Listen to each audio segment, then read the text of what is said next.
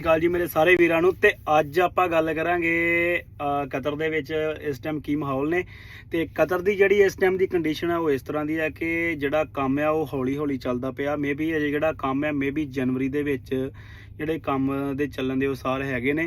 ਸੋ ਮੇਰੇ ਵੀਰ ਜਿਹੜੇ ਵੀਰ ਨੇ ਆਉਣਾ ਵਾ ਤੇ ਮੇਰਾ ਵੀਰ ਜਨਵਰੀ ਤੱਕ ਵੇਟ ਕਰੇ ਤੇ ਉਸ ਤੋਂ ਬਾਅਦ ਜੋ ਵੀ ਅਪਡੇਟ ਹੋਊਗੀ ਉਹ ਆਪਾਂ ਤੁਹਾਨੂੰ ਦੱਸਾਂਗੇ। ਤੇ ਸਕੂਲ ਤੇ ਸਕੂਲਾਂ ਦੀ ਇਨਫੋਰਮੇਸ਼ਨ ਇਦਾਂ ਵੀ ਸਕੂਲ ਜਿਹੜੇ ਆ ਉਹ ਇੱਕਦਮ ਵਧੀਆ ਚੱਲਦੇ ਪਏ ਆ। ਉਸੇ ਤਰ੍ਹਾਂ ਵੇਟਿੰਗ ਆ, ਉਸੇ ਤਰ੍ਹਾਂ ਸਕੂਲ ਚੱਲਦੇ ਪਏ ਜਿਸ ਤਰ੍ਹਾਂ ਪਹਿਲਾਂ ਚੱਲਦੇ ਸੀ। ਸੋ ਅੱਜ ਤੋਂ ਆਪਾਂ ਸ਼ਾਰਟ ਦੇ ਵਿੱਚ ਤੁਹਾਨੂੰ ਵਲੋਗਿੰਗ ਦੇ ਵਿੱਚ ਲਾਈਕ ਇੱਕ ਸ਼ਾਰਟ ਦੇ ਵਿੱਚ ਆਪਾਂ ਸਾਰਾ ਕੁਝ ਤੁਹਾਨੂੰ ਦੱਸਿਆ ਕਰਾਂਗੇ। ਸੋ ਜੇ ਵੀਡੀਓ ਵਧੀਆ ਲੱਗੇ ਤੇ ਹੋਰ ਵੀਡੀਓ ਜਾਣਨ ਲਈ ਆਪਣਾ ਕਤਰ ਇਨਫੋਰਮੇਸ਼ਨ ਚੈਨਲ ਫੋਲੋ ਕਰੋ ਤੇ ਇੰਸਟਾਗ੍ਰਾਮ ਤੇ ਕਤਰ ਟਰੈਕਰ ਚੈਨਲ ਫੋਲੋ ਕਰੋ। ਤੇ ਸਤਿ ਸ੍ਰੀ ਅਕਾਲ ਜੀ, ਮਿਲਦੇ ਆ ਇੱਕ ਫਿਰ ਨਵੀਂ ਵੀਡੀਓ ਦੇ ਨਾਲ।